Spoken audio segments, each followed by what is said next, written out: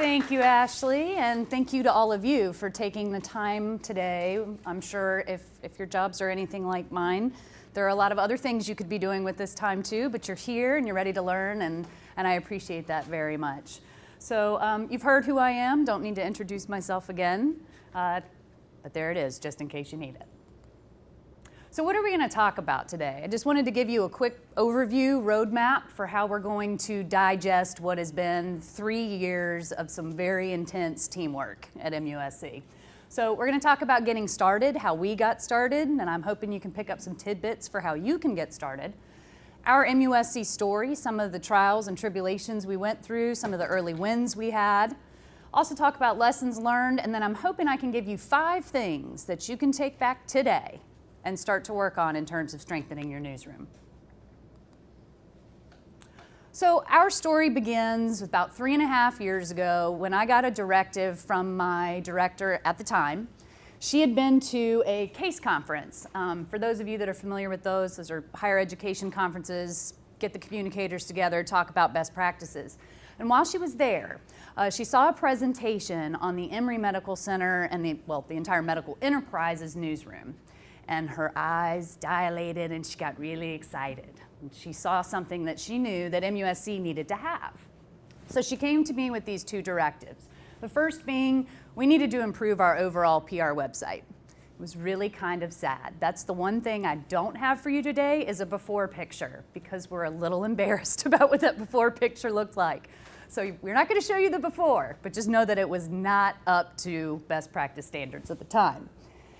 The other directive we received was to increase our output, okay, and our interaction with MUSC news content. And that was for a variety of audiences, okay?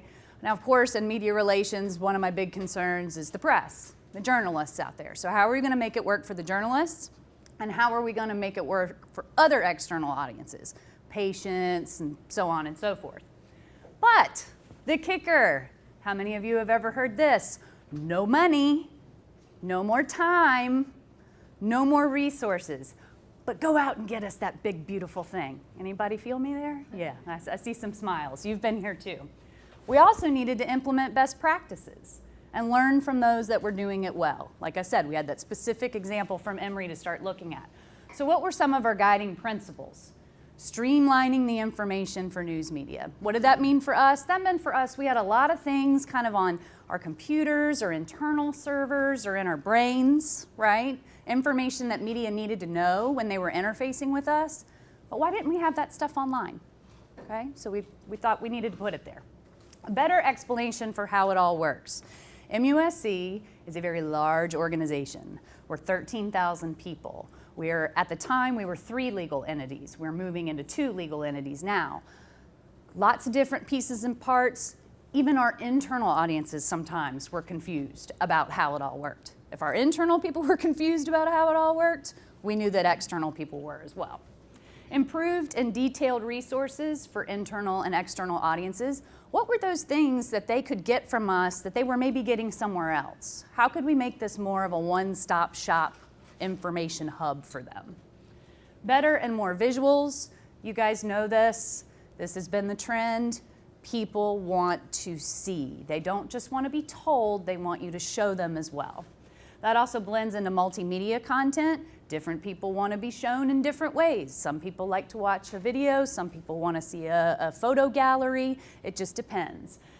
There's also a news you can use component to that, which I'm going to walk you through when we look at the website in a little bit. And then, of course, better navigation. We had some real, I'm looking over at some of my colleagues, we had some real navigation issues with our previous site, so we wanted to improve that as well. So getting started, the big part of getting started for me was making sure that I had the right team in place.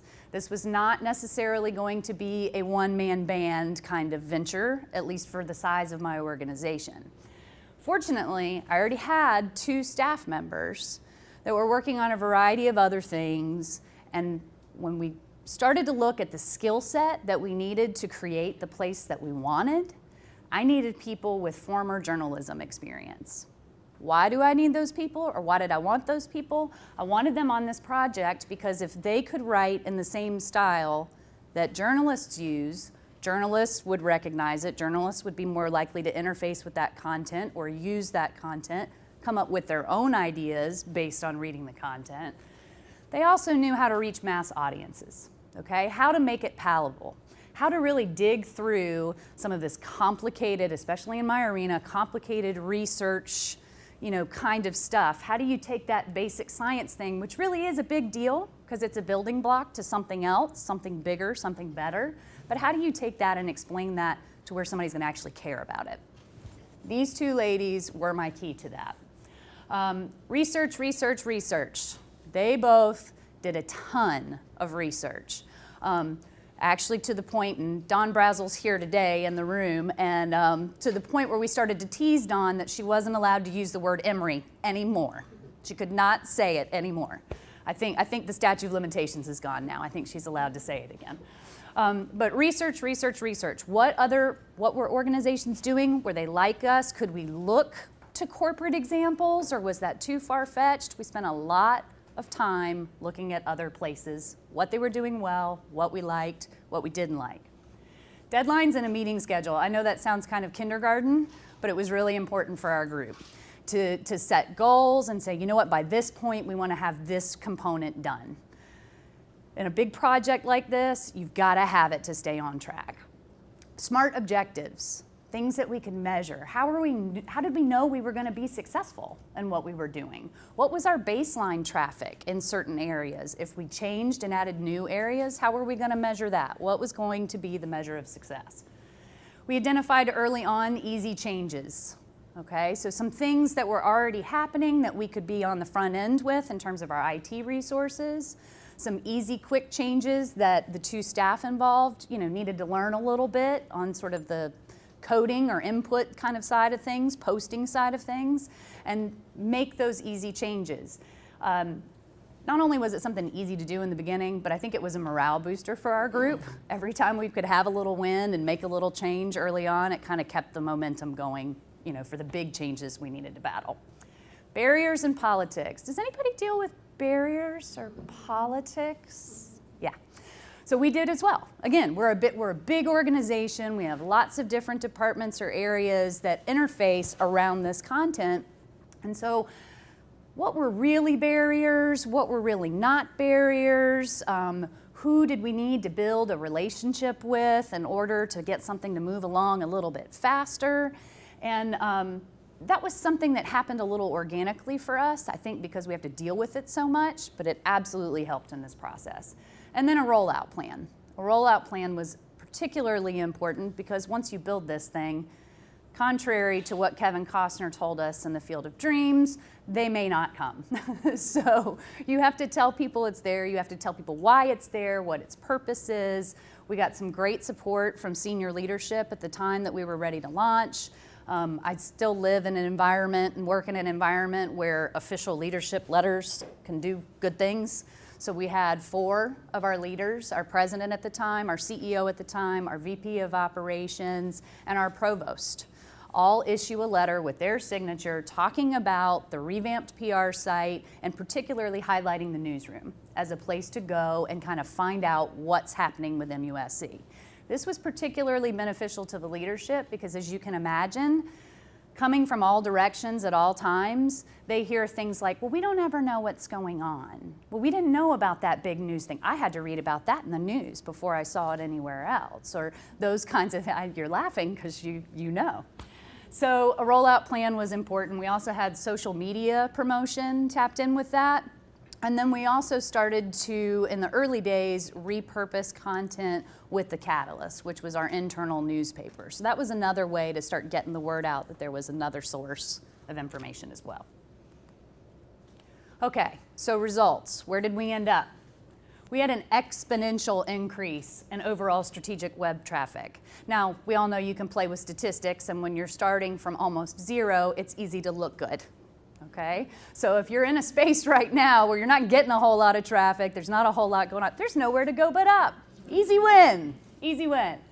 So our site and newsroom also became aligned with our prioritized best practices. Prioritized is a very important word here. There are numerous best practices that you may want to implement in your newsroom. However, cost might be a problem, an actual human resource might be a problem. So you've got to go through that list of best practices and decide, what can we really do? What can we really not do? What's an aspirational goal for maybe phase 2 of this whole thing? Repurposing of news content by external and internal sources. As the News Center began to mature and become more robust, Dawn and Sarah did a beautiful job of then going back to the people who were part of the content. So say it was a research story, going back to the researcher and saying, here's your link, here's your story, here's all the things that are down the right rail side, some additional connections that you gave us that we put with your story. We encourage you to share this link widely with your colleagues, put it in your departmental newsletter, show everybody what you're doing. And the brilliance to that strategy, that grassroots strategy, was who doesn't like to kind of show off their stuff or show other people what they're doing, and then that immediately makes the other people want the same thing. Well, I have really cool research. Who did you talk to? I want to get my story done too. External sources. This was an interesting thing. The very first time that we had a reporter, who will remain nameless, we had a reporter actually pull and lift a quote from a News Center story and use it in his story. Now my journalistic colleagues at first were a little bit like, wait a minute, isn't that plagiarism? Technically, yes. When you're in the PR world and you love that quote and it's a great quote and you want somebody else to use it, you let the reporter use it. Okay? That has led to full-scale repurposing of these articles. I think it was just last week we had 2 repurposed, one up in Orangeburg and Sumter. So those papers, those local papers, found a story using, as their local person was the patient. They asked, can we reprint with permission? Absolutely. Please do. Please do. Enhanced involvement with selecting content for the main homepage storytelling. So again, as the News Center started to become more robust, talked earlier about those barriers in politics, IT, digital strategy, some of these things are still kind of separated out at MUSC. We're integrating, but it's taking some time. It's a culture change. Well, as the News Center started to really bank and improve and provide this dynamic content, Dawn and Sarah were invited into the MUSC main web page meeting, where they decide what goes up on the main web page slider every week. Okay? So it was another opportunity for us to get the word out about the News Center, to show people this great content and showcase it in a bigger way for the institution. Okay, so where are we now? And I'm going to pop off the screen so that I can drive. And I want to show you where we are now before we start to get into the list that was on that slide. So this is the main Office of Public Relations page. As you can see, very visual, okay? Not a whole lot. You don't have to scroll down too much. Who hates scrolling? We all hate scrolling, right? So on the left nav bar there, you'll see there is quite a bit of information. There's information about public relations, brand standards, broadcast messages, Catalyst, et cetera, et cetera, et cetera. You can see in this For the Media section, all that good stuff that we had in our brains and on our computers, we got it online. We showed people who they could talk to, what our condition report procedure was, what are some basic details. We could send you to that How It Works page, procedures for after hours requests. We got a lot of great content onto this one-stop shop for media. There's some additional things here, but what I really want you to see is the MUSC News Center. So again, we have a very compelling visual that helps tell the story right off the rip. It is absolutely written and produced and made to look like a news story that you would read on any other news website. The benefit to that, in addition to generating traditional coverage, actually helps us out when we don't feel that the story was told the way we wanted it to be told, or we're pretty sure it won't get told the way we want it to be told. That could be because we know the space isn't going to, be much in an article about it. It could be because we know that nobody's going to be able to tell this story in a minute 30. It's just not going to happen. So we use the News Center as an opportunity to still get that information out to that mass audience. I'm not saying eliminate the middleman in every situation, middleman being mass media, but in some instances you can. So here, I want to show you just an example of one of these stories. This is a great story. Actually, you know what I want to do? I want to show you the video. Before I do that, see here on the right rail, we've got related stories. So these are some other MUSC News Center stories that have similar content, okay, or that lift up the same providers. So if you like what you read here, you can go read something similar somewhere else. In addition, there's a resources section. So that can take you, sometimes it takes you directly to MUSC pages that we want to drive you to. Sometimes it's external resources. For example, if it was a story on Ebola and Ebola readiness, which we did, what is that, last spring, last fall? I can't even remember when that was now. When we did that, we had links back to CDC and the appropriate DHEC page and things like that. So I want to show you this video because, like I said, not everybody is going to read through this content, right? So you've got to package it in a different way.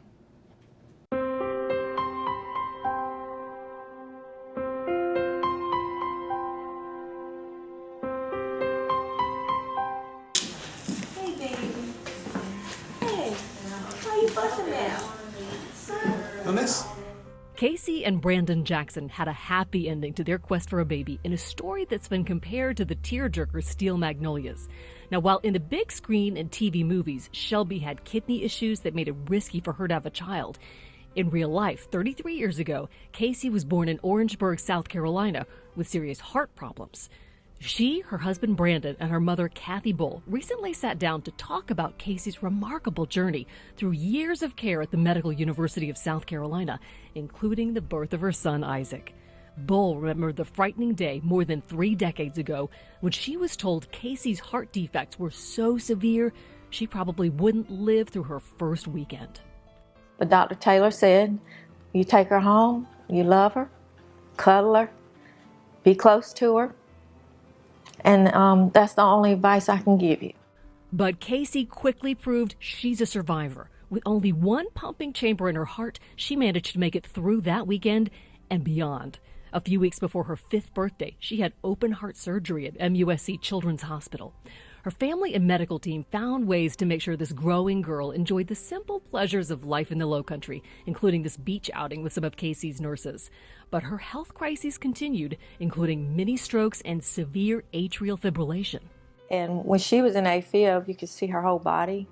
Her whole body would beat to the AFib, which wasn't a normal heart rate or heartbeat. At the age of 18, Casey needed surgery again at MUSC, this time to reduce the size of her swollen heart, improve its blood circulation, and put in a pacemaker. And I remember being so upset. I didn't know what to do. And it was her words that calmed me by saying, Mama, you know, I've been going to Charleston all my life. They know me there. The real-life Steel Magnolias got through it together and eventually added Brandon to the family. Casey and Brandon talked with their doctors about having a baby. She knew it could be risky and weighed the options. But I've always wanted to be a mom, and I prayed about it every night. And when it finally happened, I just knew that's what God's plan was. But the drama wasn't over for this family. Isaac was born during historic flooding in Charleston when Casey's doctors had to wade to work, and Casey knew something amazing was happening in her life yet again. He's my little miracle. Casey's mother credits the team at MUSC for making that miracle possible, and her experiences there for teaching her to enjoy the time her family has together. I worry when it's time to worry. And if something's wrong, of course, yes, that's when I say I worry when it's time to worry. Otherwise, I thank God for the blessings and how things are, just like today. There's no need to worry today. Casey's okay. Isaac's okay. My family's okay. There's no need to worry today.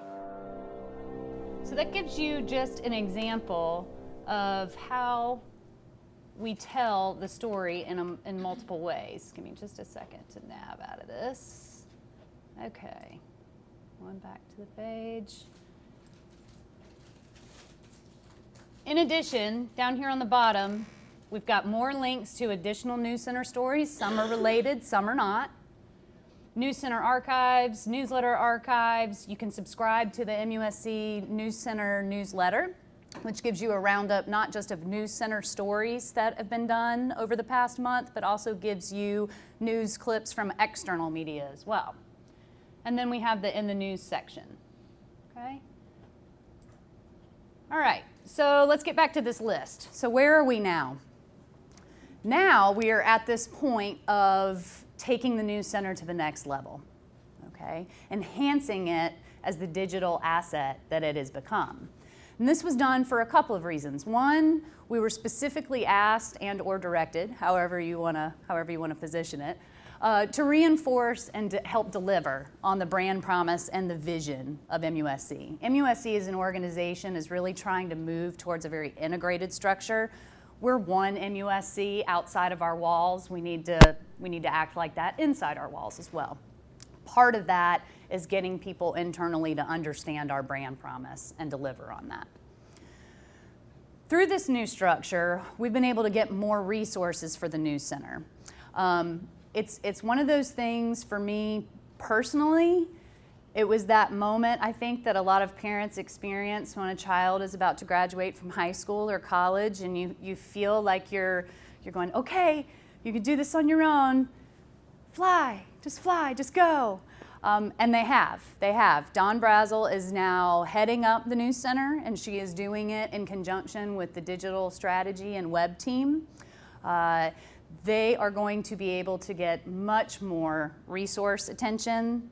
I think we are looking at the horizon of the days where they don't have to spend so much time posting all the content themselves, editing all the content themselves, doing every single thing themselves, because we entertained this move, because we were flexible. Now there's still some connection back to media relations in terms of content, but overall this has really become a large digital asset that's not just serving media relations or PR work. It can serve everything now. Enhanced IT support, as I mentioned. They're also at the point now where they've got to focus a little more on the criteria for story selection. Because what happens when you tell everybody about something good and they see it's good? Get a lot more people that want to be involved. So our volume has also increased exponentially. As a result, there's been some decision making with Dawn and Mark Samber, who's the head of digital strategy at MUSC, to start thinking about how we could really use the News Center to position ourselves better nationally, okay? And start to really use this as a tool in that regard. There's better connectivity, linkages, and proof of ROI happening as this continues to evolve.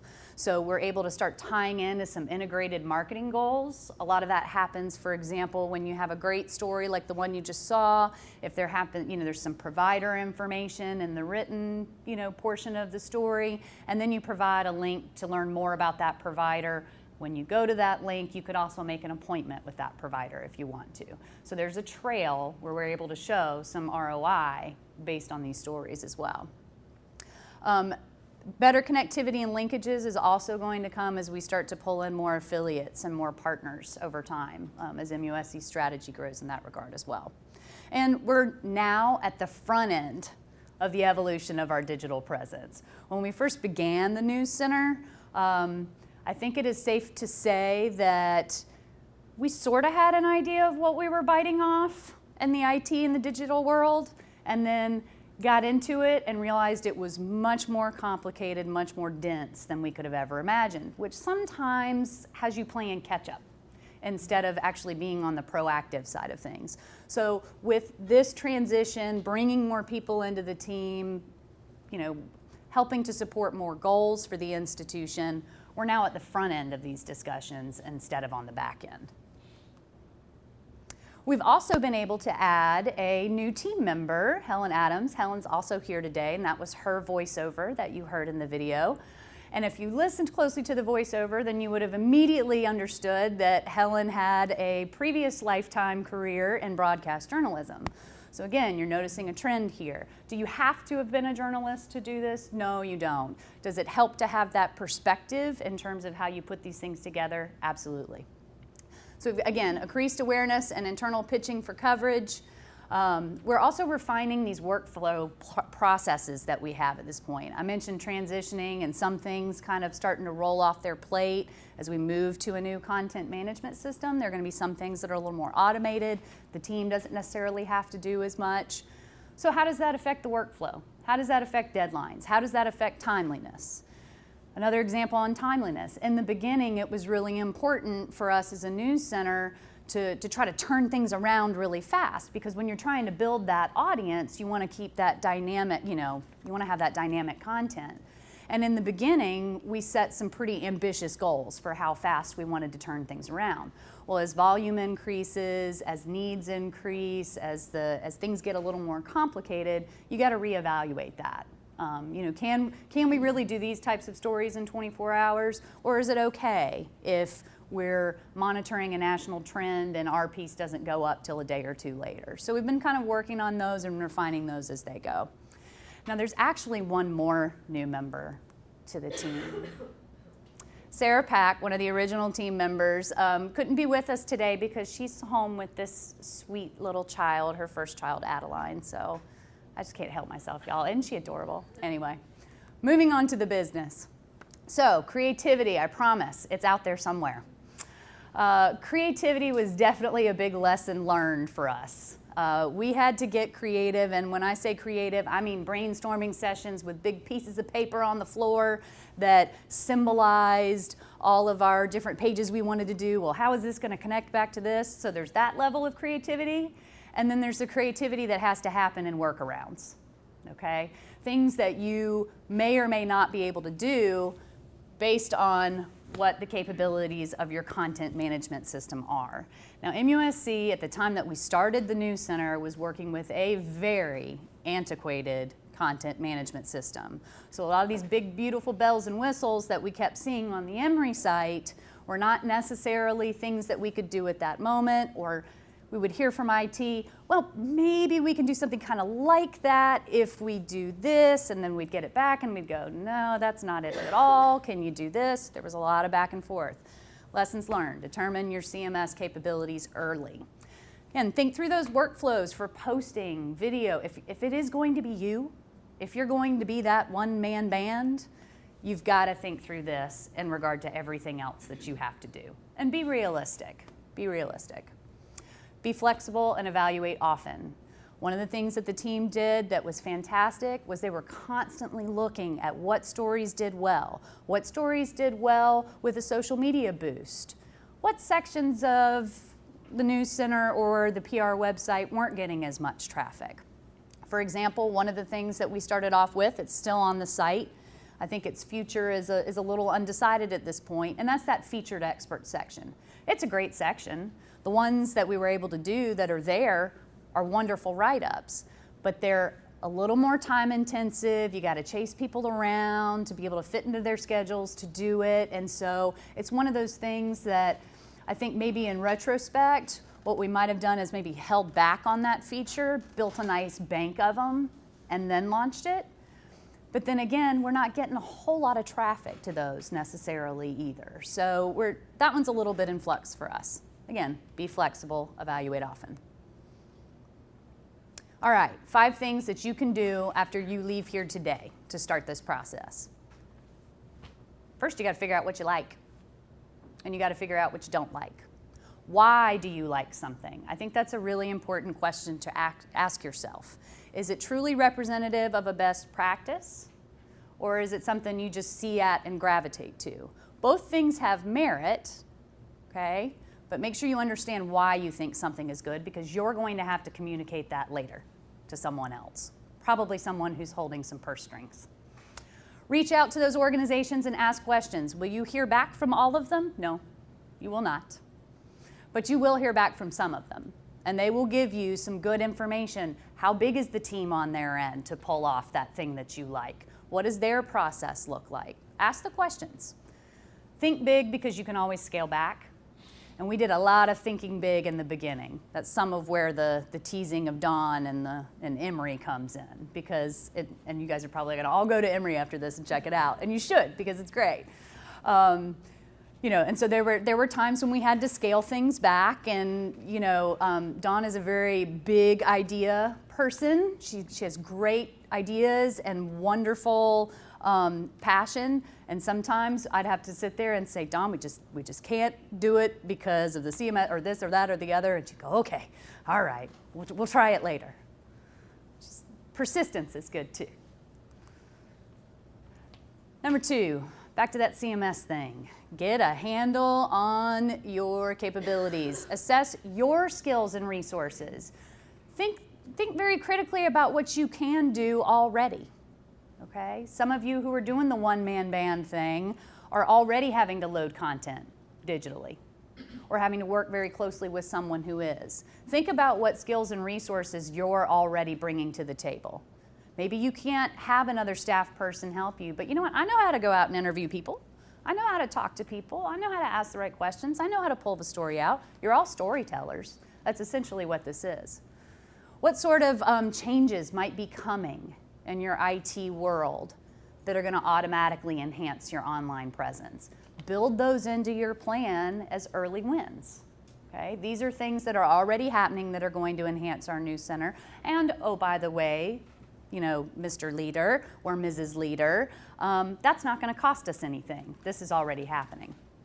Can you make a suggestion for everyone? And by everyone, I mean everybody that has a stake in your digital presence. Can you make a suggestion of a change that'll be good for everybody? If that's the case, you have a good chance of actually making that change happen. All right? Is all of your CMS capability outsourced? If it is, you're going to need a plan with your vendor, okay? And that's going to have to be a pretty detailed plan, particularly down into the workflow and the process point of things. How long is the turnaround time going to be between when you send them something and when it's going to make it online, okay? Realistic turnaround times, not what they're promising you in the contract. What's it really going to be like? What kind of support can they provide you on the other end? Will they have a proofer that'll look through content that'll help catch typos and things? Right? So think about those things when you are in an outsourced situation. A third tip, get ready to learn. I think Dawn and Helen and Sarah would all tell you they have learned more about posting things online, about how to configure codes, more than they ever dreamed they would. But it was necessary. And was it stressful and messy and frustrating at times? Absolutely it was. But I think if you approach this process knowing that there are probably going to be a couple of hiccups, there's probably going to be some points in time where you have to retool a little bit, you can really help manage that stress. That's also where those early and easy wins come in and helping the morale of the situation. Get the training.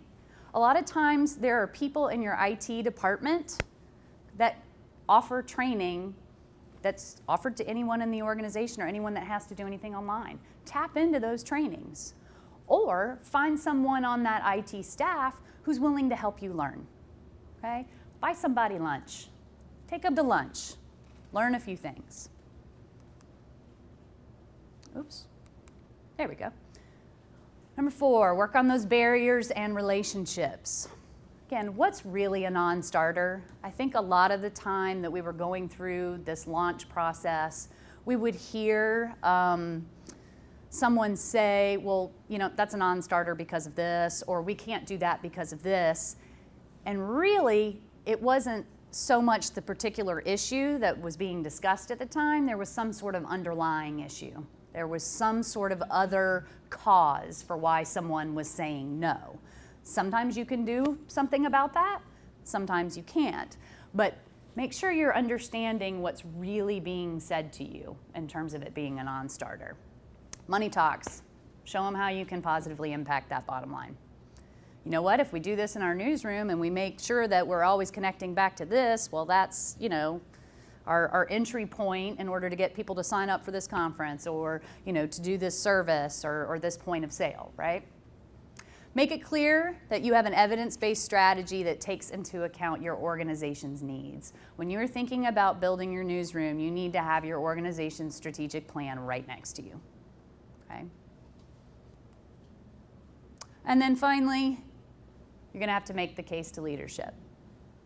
And you can do that early on, and you should do that early on, provided that you are showing how you're going to measure and course correct throughout the process, and how your newsroom is going to better support those strategic goals and objectives.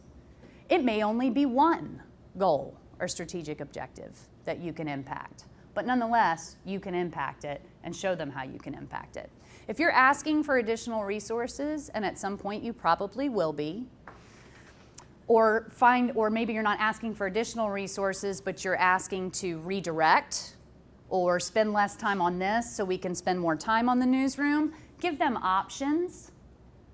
Give them options. Show them, hey, this is the pie in the sky. If you want Emory's newsroom, this is what it's going to cost. This is what it looks like, especially if you've been directed to improve it, right? Or, you know what, here's the midline. We wouldn't be able to do this, we wouldn't be able to do this, but we really would be able to increase our multimedia content, our visuals, our storytelling, if we do this option. And then there's a third option where it's like, hey, this is bare bones, this is stuff we found out that's going on in IT, things that are going to impact us, and we can go ahead and make the changes. Okay? Give them options. Leaders like options. Okay, we are now, I think, did I stay on time? Went a little over maybe, but I now think we are at the time for questions. So, okay, great, great. Questions. So I have to come next to you. Okay. So that people can hear me on the mic. So here's question number one. This is from Robin. Any tips on how small and nonprofit teams can be proactive with its newsroom and media relations efforts? Absolutely. So again, that goes back to that one-man band sort of situation. I think you have to look at everything that is on your plate. Where does the newsroom fit into that? And where can the newsroom actually serve some of those other needs or things that you've already been tasked with? Where can the newsroom help streamline some of the work that you're doing or whom you're trying to reach? I mean, I don't think there's any secret that in this day and age, everybody's online. So use social media. It's usually a small investment to help boost posts, things like that. You know, if you're working with a very small budget. Trying to think of other things. I mean, you would think at MUSC that we would just be crawling with the resources, right? Because of how big we are, but we're really not. So when we were building this newsroom, in some regards, it was very much like we were our own little small nonprofit trying to put this together. And we had to think very critically about what were we working on that, you know what, it's really not applicable anymore, or our audiences don't care about it, or we're not seeing the results we want. So we're gonna put this to the side and we're gonna work on the newsroom and make it serve multiple purposes.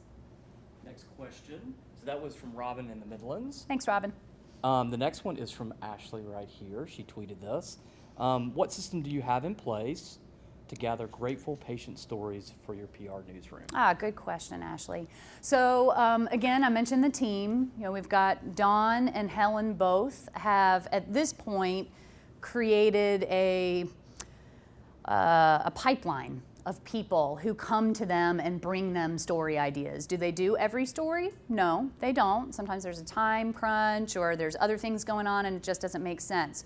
But they went out and they by foot went around and met with people, got to staff meetings, got to leaders and said, how can we help you? How can we help you tell these stories? There again are particular strategic things that we need to be cognizant of. So we look in those strategic areas as well. At this point in time, MUSC has 5 strategic goals. And so a lot of what we're doing is, okay, how can we tell the story of healthy communities? What's going on there? Who of our staff is involved in that effort? And really going out and mining for stories. We are now at the point though, where a lot of them are just coming to us, but there's that definite point of building the network. Any other questions? Thoughts? Yes, ma'am. What kind of content management Can you repeat that question as well, too? Sure. So I was just asked what kind of content management system we used. We are transitioning to Sitecore. We were in Site Executive. Ugh, that CMS system, you're still using tables and boxes and stuff. Yeah. Very limiting. Very limiting. In terms of improving your media relations efforts, if you could only pick one thing out of everything you did, what do you think was the most significant and beneficial? From a media relations standpoint for the journalists, it's the News Center story, the News Center content itself. That was the most important thing. I neglected to mention earlier, when we launched the overall new website that included the News Center, we did do a media advisory at the time and let them know that that resource was there and that they should really, keep it on their RSS or whatever, because in doing so, not only would they get cool story ideas, but they would be able to see over time certain experts keep popping up and they'd know who to ask for when they called. And so, but I think, and while that for media section is great and we know people use it and that kind of thing, I think it's the storytelling that pulls them in. It's the storytelling. You issue a media advisory to alert them that the site is available, the content is available. How often do you remind them that that resource is there? Well, so we did kind of that initial launch and told them that it was there. And the beautiful thing now is that it's a pitching tool for me. When I go to pitch somebody about a story idea, I can say one sentence and then I can say, hey, check out this link to get a better idea. It's got some really great stuff. It's got photos, it's got this, it's got that. And there are plenty of times that I'm able to get something generated on the outside because they got a good overview of what all's involved in the story, but maybe they took a particular angle in the story and decided to run with that. That's a little bit different. So they're still getting the opportunity to generate their original content if they want to, but we've laid it all out and explained it for them in a way that is very palatable. They can see how this information translates to their audience. We're trying to make it easy for them. Yeah, no time, not enough people. They've got all the same issues we do. It's just a little bit different. What other questions can I answer for anybody? Well, thank you all very much. I appreciate it.